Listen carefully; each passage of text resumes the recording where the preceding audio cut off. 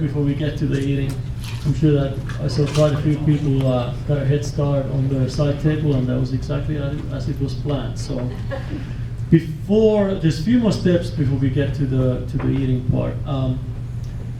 I want to acknowledge quite a few people here for putting together this railroad night, and especially I have to give special thanks for our railroad night committee and for our railroad club officers who've been doing a lot of work related to that.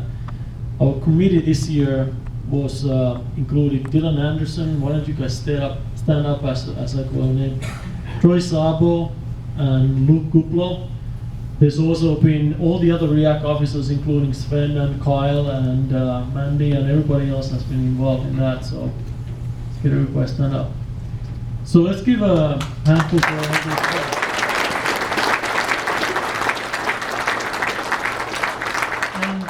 Outside of these folks, there's also been other REAC members and not even non-members who've been helping in the sales of the tickets and setting things up. So anybody who was involved in one way or another in organizing this railroad night, any of the students, just stand up for a moment here.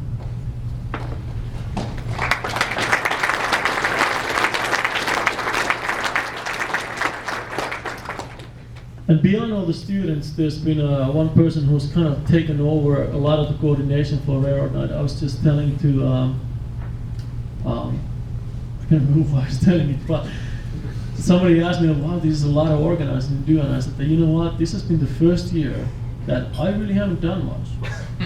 I actually, my current strategy is that I always leave town for a few days before the railroad. So it kind of falls automatically on other people. But the one person who's taken a lot of the effort over and working with the students and setting this thing up is Pam Hannon, who's our coordinator for the meeting.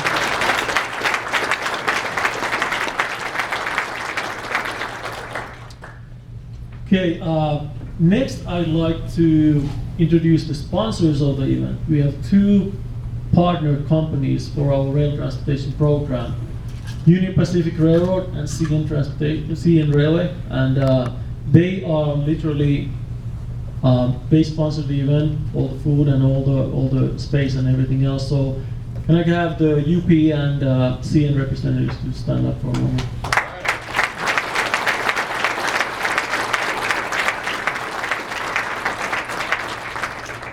In addition to that, we have quite a few rail industry companies here, and I sometimes get lost in my counts, how many people actually made it and so on. So I'm not going to go through one by one all the companies who are here, but I want to do this. First of all, we have everybody who is a tech alum and who is here representing a rail industry company to stand up. And then I could I have the rest of the people who are representing rail industry companies to stand up with the tech alums. Fantastic. Excellent. Thank you.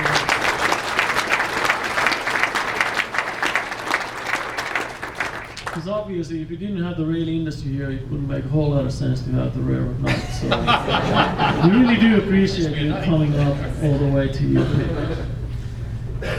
Okay, couple of more things. Over the past couple of years, we've kind of expanded this railroad night. We started just with the students, faculty, and the rail industry, but we started getting a lot of inquiries just from the community, from people who were interested in the railroads and rail transportation and our program, which has been obviously welcomed greatly by the Houghton community. So we have quite a few people from the community here too, and we also have a couple of people representing some of our elected congressmen and state senators. So I'd like to recognize Katrina Hyde from Congressman Benishek's office and Dr. Kirk Schott from State Senator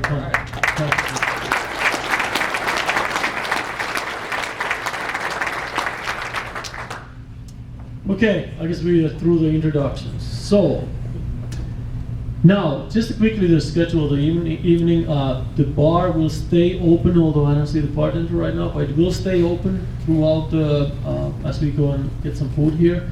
So if you need something to drink, feel free and go and get something. I'm going to take just a couple of more minutes here just give a very brief update on the rail program, and then we have a couple of also updates from the REAC club.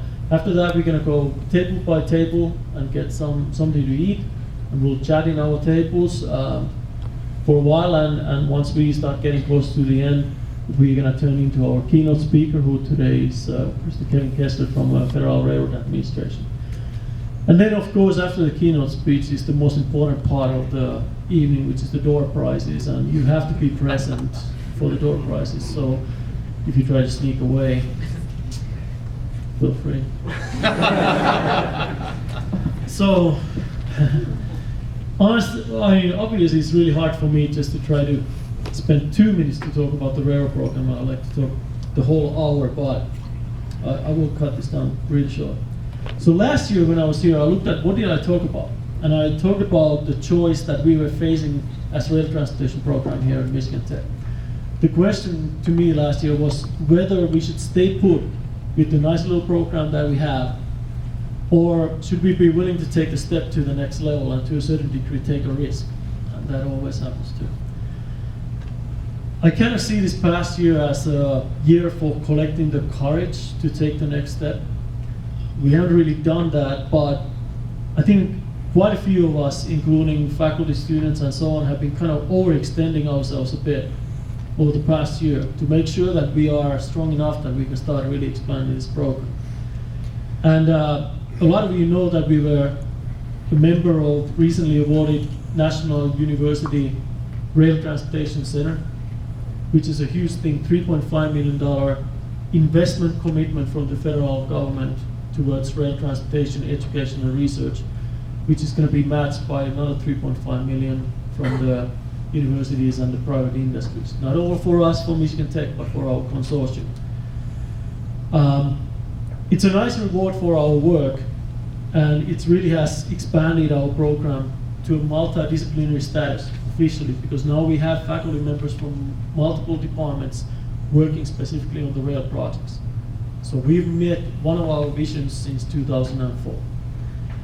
The second thing that has happened is we are close to finding out whether there will be a permanent faculty position related to rail at Michigan Tech as part of the strategic faculty hiring initiative in transportation.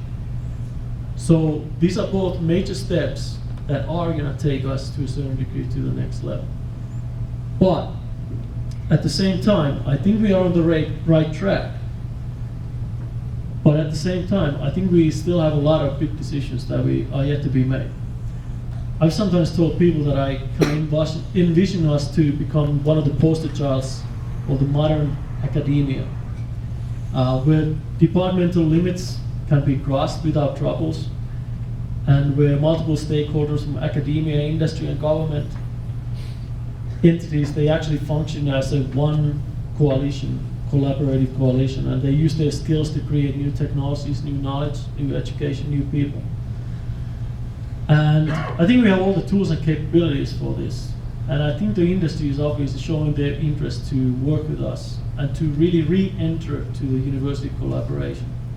But I think the question still is that, do we have the perseverance to kind of stay on our track and maybe continue on our maybe a little bit atypical path for an academic program? Can't wait to see you over the next year. So with that, I want to turn this over for a moment for Sven Chartier. He's the president of our Railroad Engineering Club, and he's going to give a just quick update on what the club has been doing.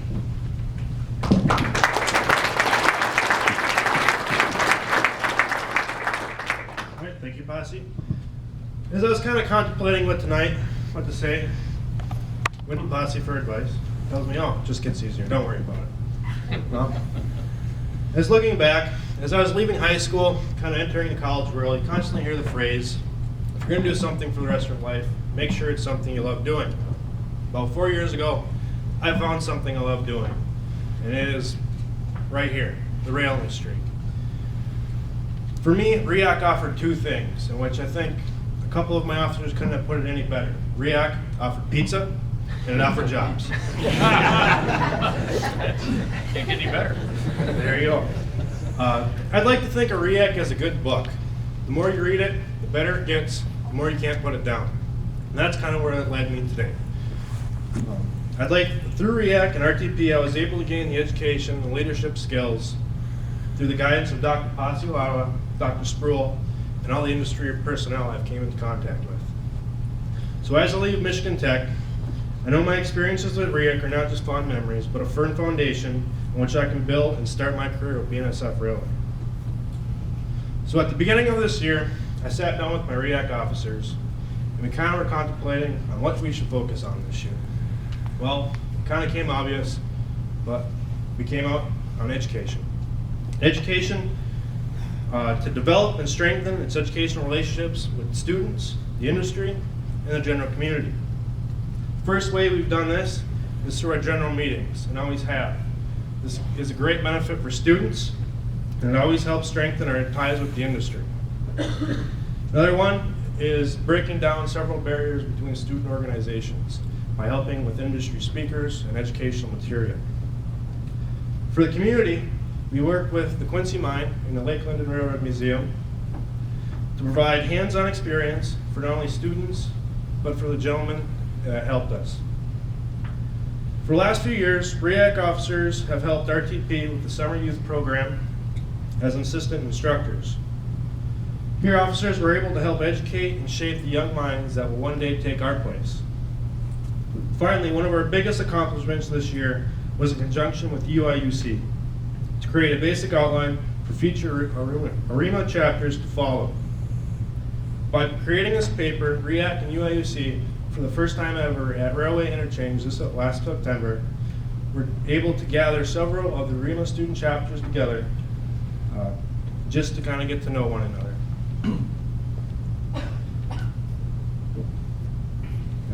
Also led was the creation of the AREMA Student Chapter Council, which has a mission to help develop and sustain AREMA student chapters.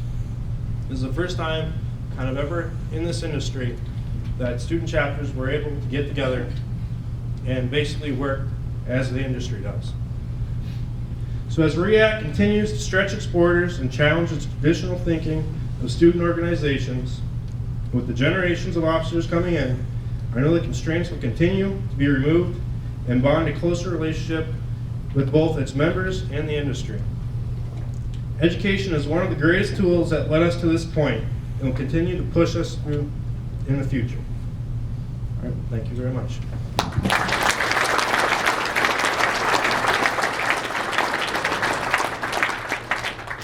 Okay. So, when Sven came quite a few years ago to my office, kind of saw a student who seemed to have some excitement and somewhat eager to get going with related to rail.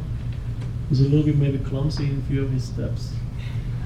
But it's been really pretty awesome to see him grow over the years, and especially in his leadership style.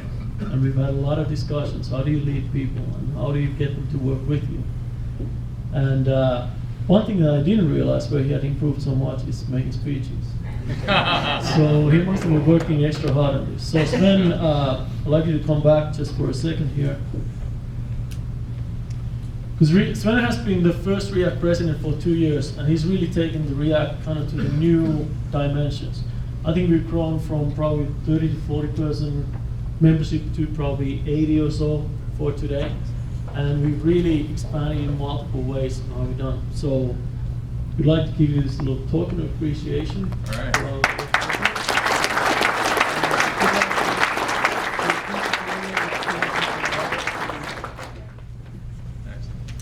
Okay, only one more thing between us and the food. Some of the years here at the Railroad Night, we've been awarding honorary REAC memberships to a person who has supported and contributed to the REAC's mission. This year is no exception.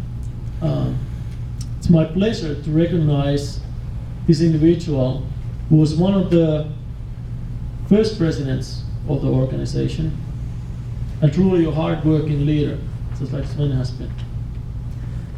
Since he graduated, he's been working for Wisconsin Southern Railroad, and he's continued to support REAC in our mission by organizing field visits, answering questions from students, and all the other possibilities, and also being really involved in the AREMA nationwide.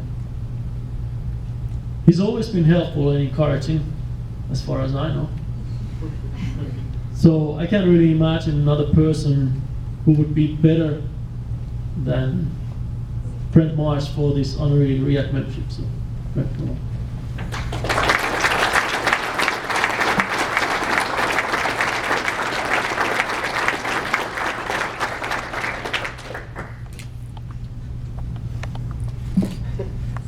All right. Well, thank you very much, REAC. Thank you, thank you, thank you. This is wonderful, coming back here 3 years after I graduated to a room that is fuller than it was when I was here last. This is great. This is great. When I started out many, many years ago, not really, 3 years ago. Not that. When I was last here, starting out with this club, I started out at the very beginning. I think if you look on the charter, you're going to see my name for the AREMA student chapter. Being a past president, being involved as much as I've been involved with the club, it was a natural thing to stay involved with it as I move on with my career. REAC got me into AREMA, and AREMA is a great thing. I encourage everybody that's in here today that if you haven't been to a conference, go. It's one of the best things you can do. Through REAC and AREMA, the Conference Operating Committee of AREMA said that they wanted to get some student involvement. I got involved with the Conference Operating Committee in AREMA, and I've been involved ever since the 2008 Salt Lake City Convention.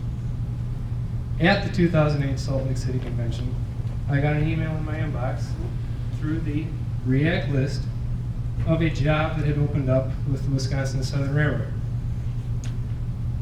I responded and got an interview set up, and you can basically say that it was Michigan Tech that gave me the understanding that I needed and the skills to get into the industry, but REAC got me into the industry. And I thank you all for that, and thank you all for coming. It's just been wonderful. Ready to eat?